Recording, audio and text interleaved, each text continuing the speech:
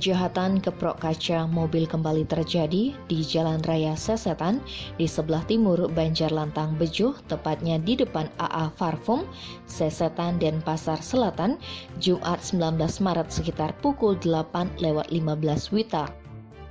Peristiwa itu menimpa seorang ibu bernama Nilo Putu Mariani, asal Jalan Tukat Citarum, Banjar Denpasar Selatan.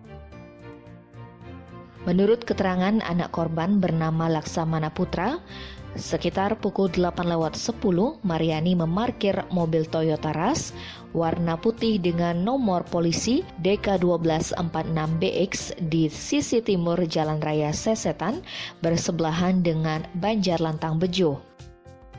Rencananya Mariani hendak mengambil uang di Koperasi Taman Sari yang ada di lantai 2 Banjar.